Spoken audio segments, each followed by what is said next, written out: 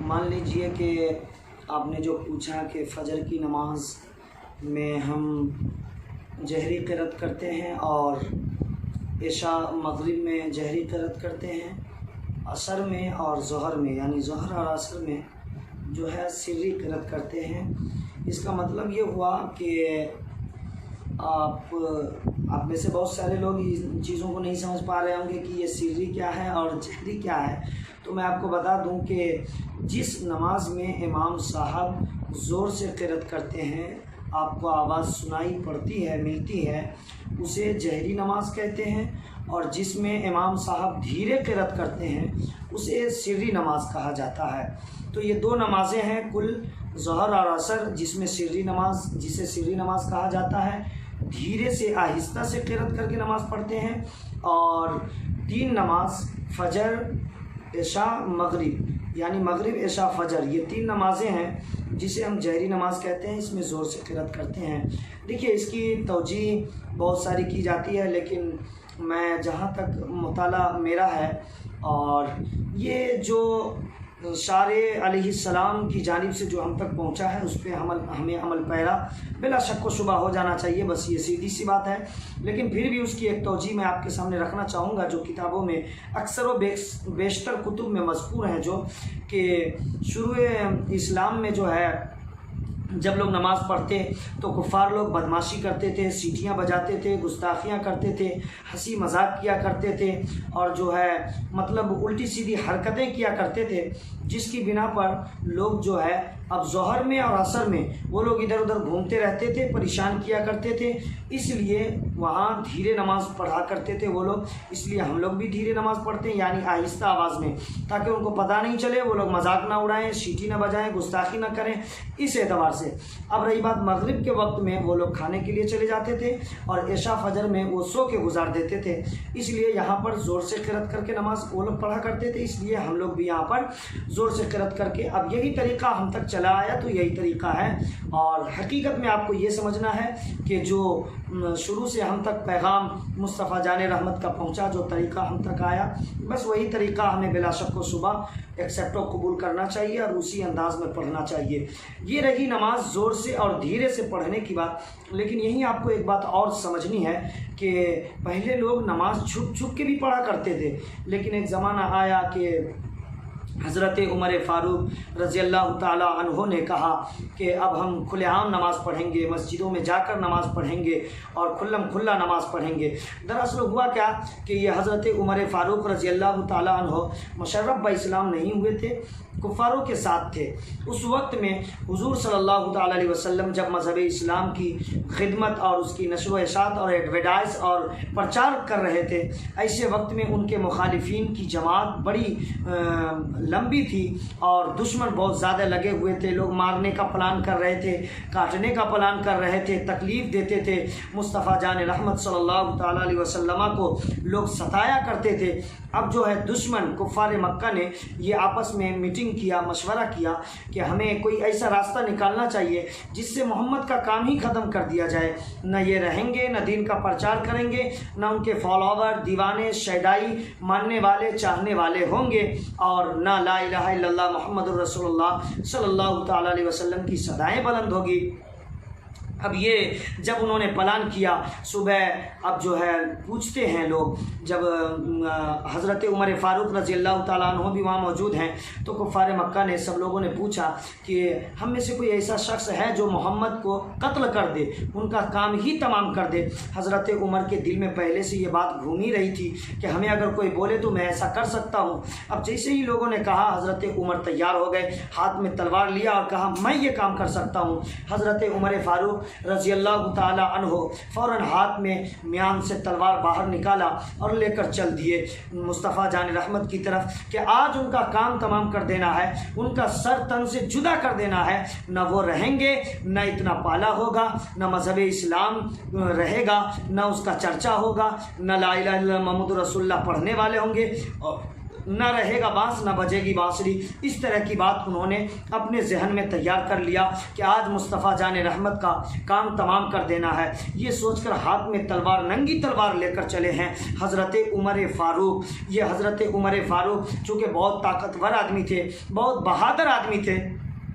اس لیے مصطفیٰ جان رحمت نے ایک دعا کی تھی اللہ رب العزت کی بار میں، اللہم ایجد الاسلام بعمر۔ اللہ کے حبیب نے دعا کیا کیا؟ یہ دعا کیا کہ پروردگار عمر کے ذریعے سے مذہب اسلام کو قوت بخش دے، طاقت بخش دے اور اسلام کو اسٹرانگ بنا دے۔ یہ دعا میرے مصطفیٰ جان رحمت کی ہے۔ رنگ کیسے لاتی ہے ذرا آپ دیکھیے گا۔ حضرت عمر فاروق چلے ہیں، ہاتھ میں تلوار ہے، راستے میں غالباً نعیم بن عبداللہ سے ملاقات ہو جاتی ہے۔ میں آپ کو بتانا یہ چاہتا ہوں کہ پہلے لوگ چھپ کے نماز پڑھتے تھے، آپ نے یہ سمجھ لیا کہ نماز کچھ نمازوں میں زور سے قرأت، کچھ میں آہستہ قرأت، اس کا ریزن، اس کی وجہ اور سبب کیا ہے اس کو سمجھ لیا، لیکن چھپ کے پڑھا کرتے تھے۔ پھر جو ہے بظاہر کھلم کھلا اور ظاہری طور پر نماز پڑھنا کب سے شروع ہو گیا یہ میں آپ کو بتانا چاہتا ہوں۔ بس مختصر سی بات ہے، ذرا غور سے سنتے جائیے گا، انشاءاللہ آپ کو باتیں سمجھ میں آ جائیں گی۔ یہ حضرت عمر فاروق کی ملاقات ہوتی ہے نعیم بن عبداللہ سے۔ انہوں نے کہا کہاں چلے عمر؟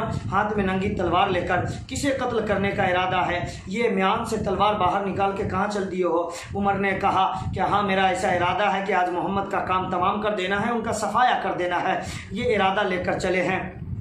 لیکن نعیم بن عبداللہ نے کہا کہ تم مصطفیٰ جان رحمت کی بارگاہ میں جا رہے ہو، ان کو قتل کرنے کے ارادے سے جا رہے ہو، تم انہیں مار پاؤ گے کیا؟ تم انہیں قتل کر پاؤ گے کیا؟ ان کے ماننے والے، ان پہ جان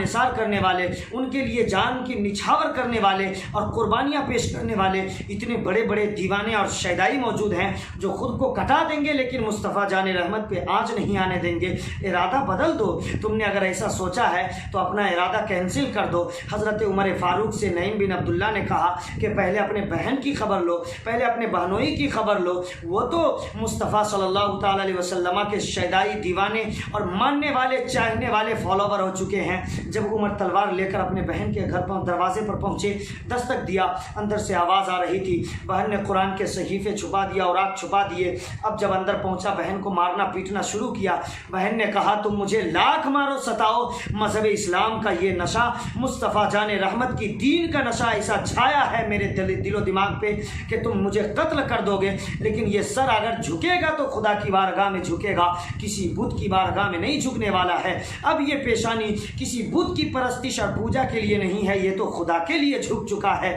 بہن نے بار بار یہی کہنے کی کوشش کی، اب بھائی کو سمجھ میں نہیں آ رہا ہے، مارتے پیٹتے جب حضرت عمر فاروق تھک جاتے ہیں تب بہن سے کہا کہ کس محمد کے دین کو تم نے پسند کر لیا اور کس دین میں داخل ہو گئے، کس کتاب کو تم پڑھ رہے تھے، ذرا وہ کتاب پڑھ کر سناؤ، ذرا وہ کتاب دکھاؤ۔ بہن نے غالباً پاک ہونے کا حکم دیا، نہانا دھونا ہوا، وضو بنایا۔ اس کے بعد جب بہن نے پڑھ کے سنایا تو طٰہٰ سورہ پڑھ کے سناتی ہے بہن، بسم اللہ الرحمن الرحیم، طٰہٰ ما انزلنا علیک القرآن لتشقیٰ الا تذکرۃ لمن یخشیٰ۔ یہ صورتیں پڑھ کر جب بہن سناتی ہے، جب حضرت عمر فاروق نے سنا تو دل کی دنیا بدل جاتی ہے، آنکھوں سے آنسو کے قطرات جاری ہو جاتے ہیں، جسم پہ کپ کپی طاری ہو جاتی ہے۔ اس کے بعد ان کو مصطفیٰ جان رحمت کی بارگاہ میں لے جایا جاتا ہے۔ اللہ رب العزت نے قرآن پاک میں ارشاد فرمایا، والسابقون الاولون من المہاجرین والانصار والذین اتبعوهم بإحسان رضی اللہ عنہم ورضوا عنہ وأعد لهم جنات تجری من تحتها الانہار خالدین فیہا ابدا ذلک الفوز العظیم۔ یعنی اللہ رب العزت نے فرمایا یہ انصار و مہاجرین میں سے جو ایمان لائے، جس نے بھلائی کی طرف آئے، جو رسول کے پیروکار ہوئے، جو ماننے والے ہوئے، جو مذہب اسلام کے فالوور ہوئے، جو خدا کے راستے پہ چلنے والے ہوئے اور اس کے مذہب کے فالوور ہوئے، اس کے لیے بھلائی ہے، اس کے لیے جنت الفردوس میں نہر ہے، باغات ہیں اور اس کے لیے کامیابی ہے، بلکہ یہ بڑی کامیابی ہے۔ اللہ رب العزت نے اس طرح کا فرمان جاری کیا، یہ فرمایا ایسے لوگوں کے لیے۔ مصطفیٰ جان رحمت نے کیا دعا کی تھی؟ اللہم ایجد الاسلام بعمر۔ میرے مصطفیٰ جان رحمت صلی اللہ تعالیٰ علیہ وسلم کی دعا قبولیت کے درجہ کو پا جاتی ہے، قبول ہو جاتی ہے۔ اب جب حضرت عمر آئے، غالباً حمزہ رضی اللہ تعالیٰ عنہ مصطفیٰ جان رحمت کے دروازے پر کھڑے ہیں، انہوں نے کہا کہ اگر آج عمر صحیح ارادے سے آیا ہوگا تو اس کا استقبال کیا جائے گا، لیکن آج اگر غلط ارادے سے عمر آیا ہوگا تو آج اس کا کام تمام کر دیا جائے گا، آج اسے صفایا کر دیا جائے گا، آج اسے قتل کر دیا جائے گا۔ لیکن جیسے ہی عمر آیا، مصطفیٰ جان رحمت نے کہا کہ چھوڑ دو، رحمت کے دروازے کھول دو۔ آج عمر آیا نہیں ہے، آج عمر کو بلایا گیا ہے۔ اللہ رب العزت کا پیغام آ گیا، حضرت جبریل امین پیغام لے کر آ جاتے ہیں کہ آسمان سے سلامی آ رہی ہے، ذرا آپ اس سلامی کو قبول کر لیں۔ میرے مصطفیٰ جان رحمت نے سلامی کو قبول کیا، مبارکبادی کو قبول کیا۔ اس کے بعد حضرت عمر کے بارے میں میرے آقا کریم علیہ الصلوۃ والتسلیم کا فرمان، جب یہ اسلام میں داخل ہو گئے، چونکہ یہ بہادر شخص تھے، طاقتور تھے، بہت زیادہ طاقتور تھے، اس لیے مصطفیٰ جان رحمت نے دعا کی تھی اللہ رب العزت کی بارگاہ میں کہ عمر کے ذریعے سے مذہب اسلام کو اسٹرانگ کر دے اور جو ہے قوت بخش دے۔ حضرت عمر کو مذہب اسلام کے دامن میں آنے کا وہ سنہرا موقع نصیب ہوا، وہ مشرف با اسلام ہوئے۔ حضرت عمر فاروق اتنے پابند شرع ہوئے، مصطفیٰ کے ایسے دیوانے ہوئے، مذہب اسلام کے راستے پہ ایسے چلنے والے ہوئے، نیک امور کو انجام دینے والے، ایسے عاشق رسول ہوئے کہ میرے مصطفیٰ نے ارشاد فرمایا تھا ایک مرتبہ کہ اگر میرے بعد کوئی نبی ہوتا تو وہ عمر فاروق ہوتا۔ اب بتائیے حضرت عمر جب اسلام میں داخل ہو جاتے ہیں، اب باطل قوم کا جس طرح جب وہ کفار کے گروپ میں شامل تھے تو مذہب اسلام کے فالوور کے لیے جس طرح سخت تھے، اسی طرح اسلام میں داخل ہونے کے بعد اب کفار مکہ کے لیے اشداء علی الکفار کی حیثیت سے ہیں۔ میرے مصطفیٰ جان رحمت صلی اللہ تعالیٰ علیہ وسلم نے جب انہیں اسلام میں داخل کروا لیا، جب وہ اچھی طریقے سے مذہب اسلام کے راستے پہ چلنے لگے، مصطفیٰ کے فالوور ہو گئے، دیوانے ہو گئے، تب حضرت عمر فاروق نے کہا یا رسول اللہ، جب ہمارا قرآن سچا ہے، جب ہمارا دین سچا ہے، جب ہم اللہ کے ماننے والے ہیں تو ہمیں ڈرنے کی کیا ضرورت ہے؟ اب ہم چھپ چھپا کے نماز نہیں پڑھیں گے، جب ہمارا سب کچھ سچا ہے اور ہمارے آقا مصطفیٰ جان رحمت سچے ہیں تو اب ہم کھلم کھلا نماز پڑھیں گے، دکھا کے نماز پڑھیں گے، مسجدوں میں جا کے نماز پڑھیں گے۔ تب سے یہ نماز جو ہے کھلم کھلا نماز پڑھنا شروع کر دیا گیا۔ پہلے آپ کو یہ سمجھنا ہے کہ نماز میں سری اور جہری نماز کے کیا ریزن ہیں، اسے آپ نے سمجھ لیا کہ لوگ ہنسی مذاق اڑاتے تھے، اور جس نماز میں ہم جہری قرات کرتے ہیں اس وقت میں وہ سو جایا کرتے تھے، کھانے پینے کے لیے چلے جایا کرتے تھے، اس کی اصل وجہ یہی ہے۔ لیکن آپ کو یہ سمجھنا ہے کہ جو ہم تک مذہب اسلام پہنچا ہے اسی راستے پہ ہمیں چلنا ہے۔ اب چھپ کے نماز پڑھا کرتے تھے، دکھا کے نماز، کھلم کھلا نماز پڑھنا شروع کر دیا گیا۔ حضرت عمر فاروق رضی اللہ تعالیٰ عنہ کی مختصر سی سیرت آپ نے سماعت کی،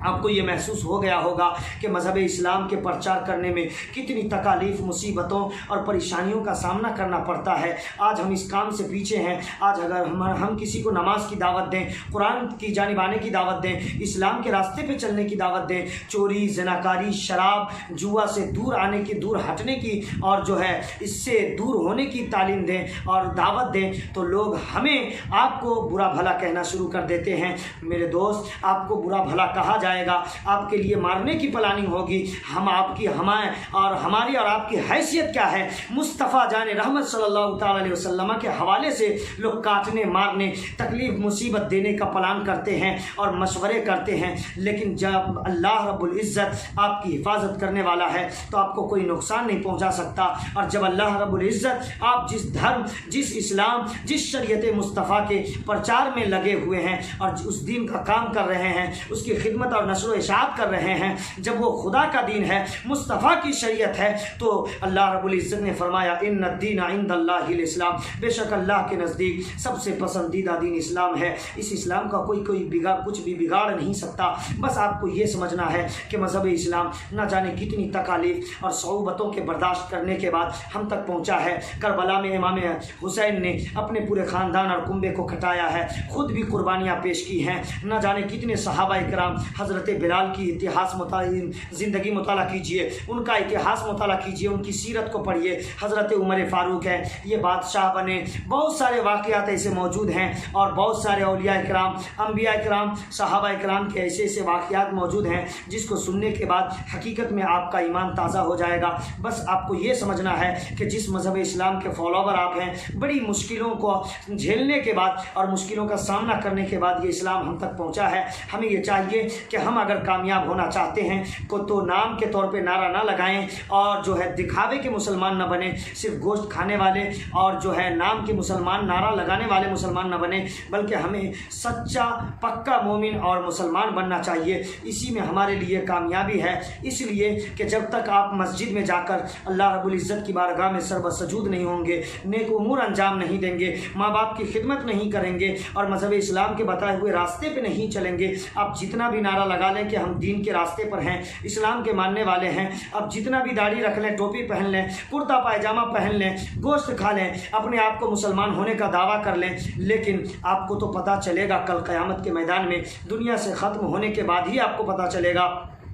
اس لیے میں آپ سے کہنا چاہوں گا کہ اگر آپ کامیاب ہونا چاہتے ہیں، حقیقت میں اسلام کے ماننے، اسلام کے راستے پر چلنے، مصطفیٰ جان رحمت کے فالوور، غوث اعظم کے فالوور اور خواجہ معین الدین اجمیری کے فالوور، اعلیٰ حضرت کے فالوور، حضور مجاہد ملت کے عاشق شیدائی چاہنے والے ہونے کا مطلب یہ نہیں ہے کہ صرف نعرہ لگایا جائے، نہیں، نعرہ لگاتے اچھی بات ہے، ان کے نام سے محفل سجاتے اچھی بات ہے، ان کے نام سے پروگرامز کیے جاتے ہیں، یہ اچھی بات ہے، لیکن حقیقت میں ماننے کا مطلب یہ ہے کہ انہوں نے بھی 5 وقت نماز کی پابندی کی ہے، ہم بھی نماز کی پابندی کریں گے، انہوں نے روزے رکھے ہیں، ہم بھی روزے رکھیں گے، وہ شراب چوری چغلی غیبت سے دور رہے ہیں، ہم بھی دور رکھیں گے، وہ مذہب اسلام کے راستے پر ہمیشہ گامزن رہے ہیں، ہم بھی گامزن رہیں گے، اس لیے کہ مذہب اسلام کے راستے سے ہٹ کر زندگی گزارنے میں کامیابی نہیں ہے۔ اگر کامیاب ہونا چاہتے ہیں تو آپ کو مذہب اسلام کے دامن میں آنا پڑے گا۔ اگر آپ مذہب اسلام کے دامن میں آ جاتے ہیں تو آپ یہ سمجھ لیجئے کہ آپ دنیا میں بھی کامیاب، کل قیامت کے میدان میں بھی کامیاب ہو جائیں۔